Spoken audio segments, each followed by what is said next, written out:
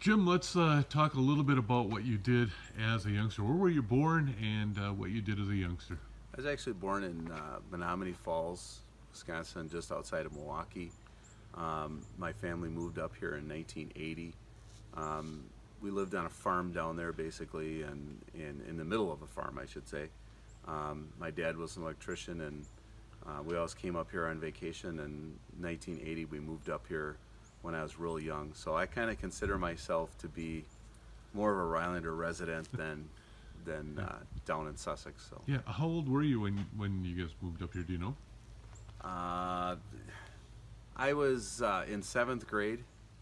You Okay. know, I don't remember exactly when we moved up here. I know that came in seventh grade and stuff. So Brothers and sisters? I have four older brothers. Okay, so you're the baby in the family? Yes, I am. Yeah. That's good. What did you guys do when you were younger? Just down in Sussex, we had a pool that we had outside. So we did a lot of swimming, a lot of running around. When we came up here, it was just me and my older brother than me, and we did a lot of hunting, a lot of fishing, a lot of swimming in the lake. That's why we kind of really loved it. Yeah. And that's when you ask me how old I was and stuff, I just remember when we came up here, because that's kind of how my life started. Had fun down south, but as a younger kid. But I remember more of coming up here and living up here. In high school, for any sports? I did a little basketball, that type of stuff. Never really too much anything else. Was a really skinny kid. Yeah. When you look at pictures of me in high school, I was a twig, basically. So that really doesn't go along. And my I was growing quite a bit yet too. So to get the body coordinated, sometime the feet didn't want to do what the mind wanted. So yeah. So mainly I got more into the hunting, the fishing, that type of stuff.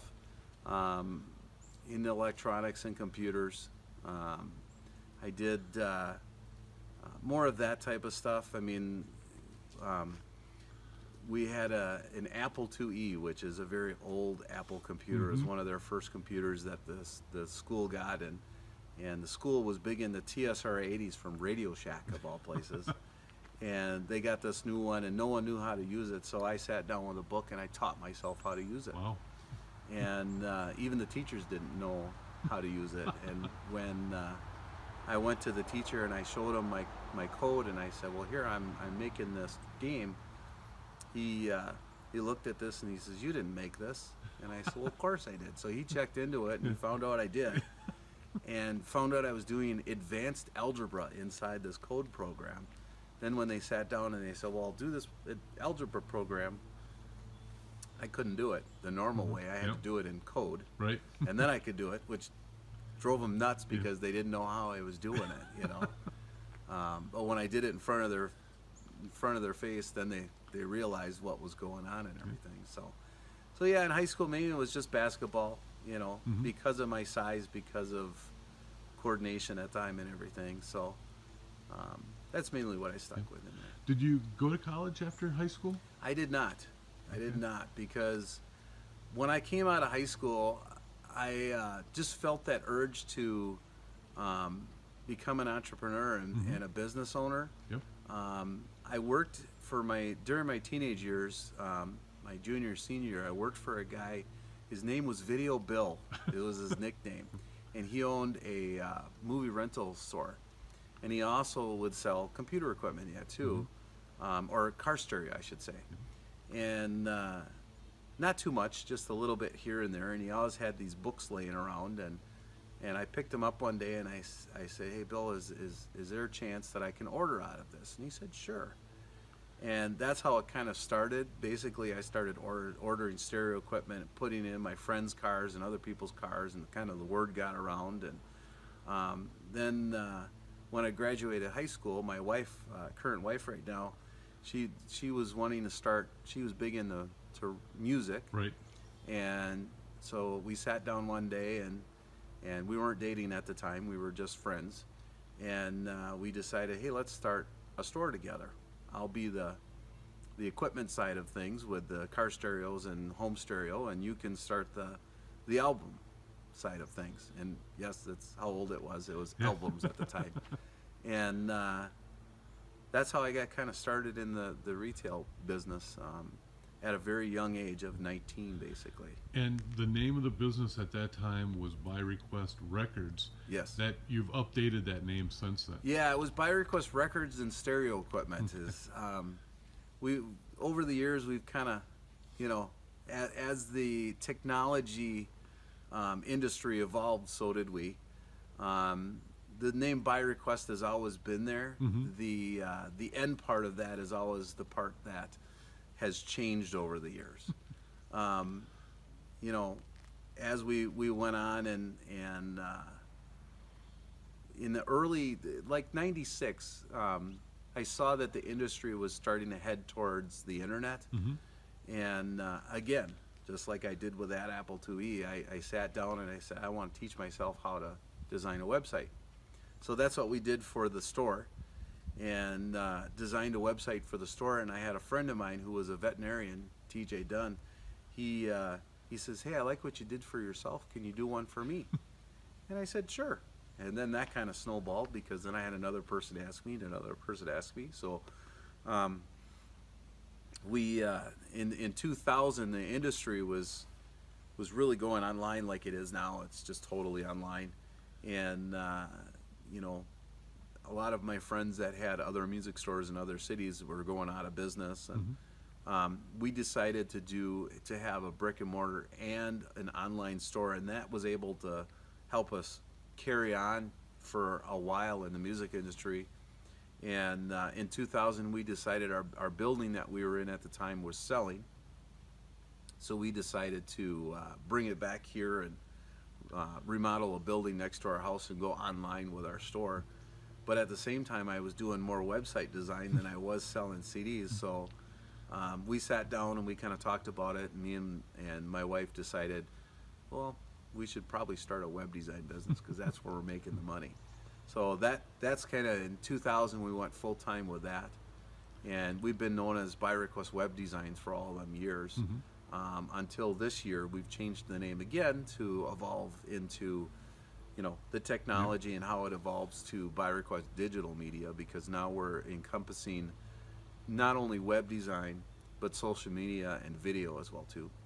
You know, a lot of cities have different things for sports and stuff like that, but what you've been able to do for the Rhinelander area has actually been incredible. Tell us about, bring us kind of full circle to how that happened. Well, in 2001, you know, in sports, I did a lot more stuff after high school, basically, because, again, you know, I put on some weight, got some coordination, could play some pretty good basketball at that point, and one of the games I really loved was softball as well, too.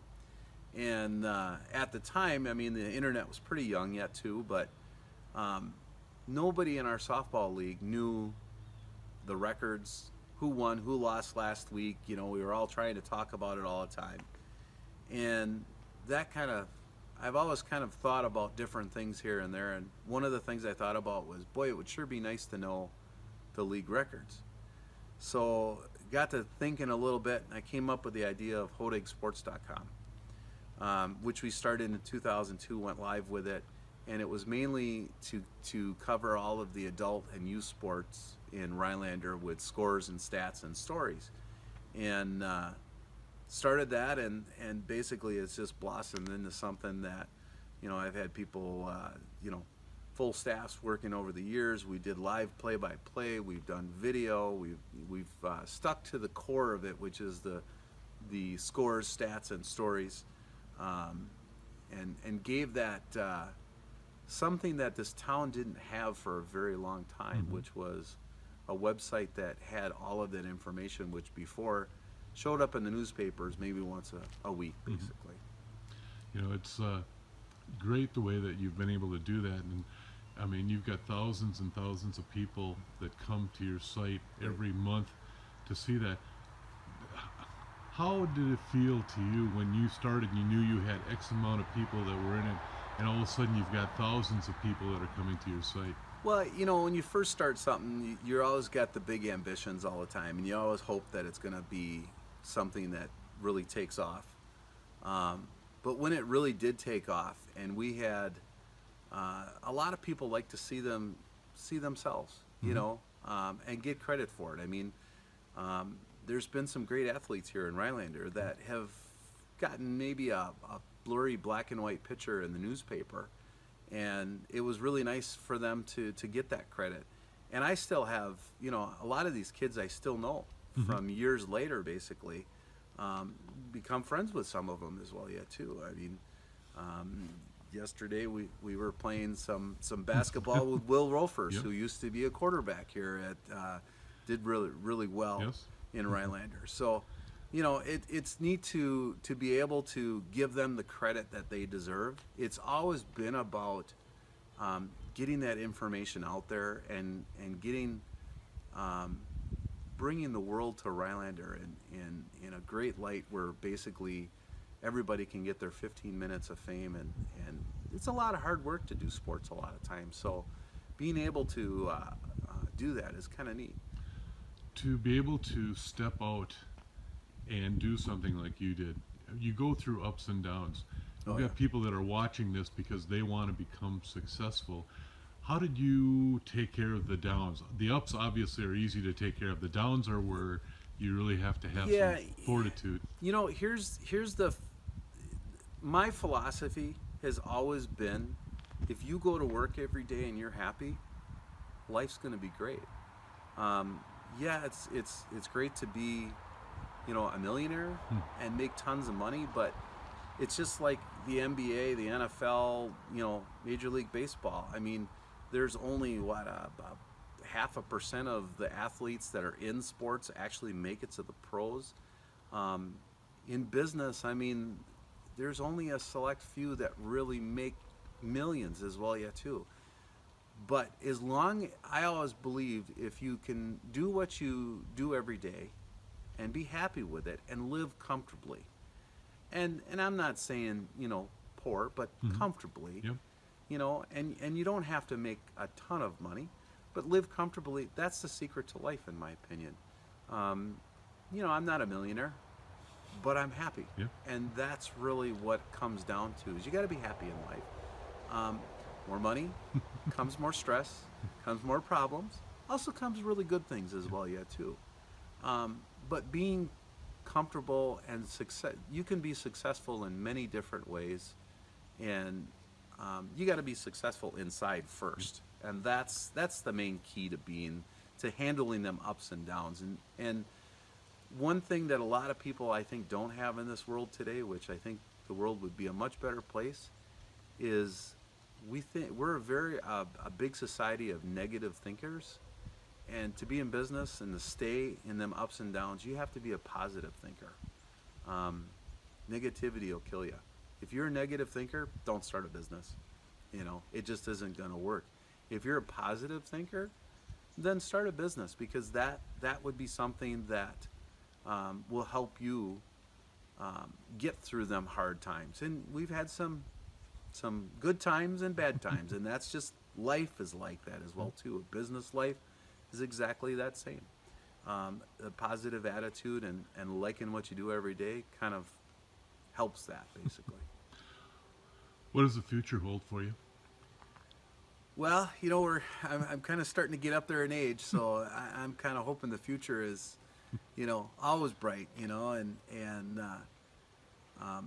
basically with our business right now, again, changing that name to ViberQuest Digital Media, I would like to get into the technology that's coming, that's here already, but coming in even more into the forefront is going to be video. The social media with Facebook, we're big into that right now yet too. We're still doing the web design, but video is going to be the future. So just like we've done with Hodeg Sports over the years, with showing the stories and the stats and doing the audio play-by-play, video is going to be a big part in the future, not only just for sports, like with play-by-play like that, local cooking shows or just local spotlights on businesses to help them We always see the guy from California that's acting like a goof, or something like that. But how about the local guy here that would like to get same thing like that athlete that works really hard? Be great to have that local guy here that works really hard yet to get his chance, his 15 minutes of fame behind a camera. If you had to make one sentence to say what success means to you, what would that one sentence be? Happiness. I can do it in one word. Yeah. Happiness. I mean, well, I'll change that. I'll give you a couple of words: happiness, positive attitude, and just happiness inside. When I do something that really works for a client, and it really is successful, I feel good about myself, but I'm happy that I could help a fellow man or person, and make them bigger in their business and happier in their business. Great. Jim, I want to thank you for taking the time to do the interview. Yeah, thank you, John.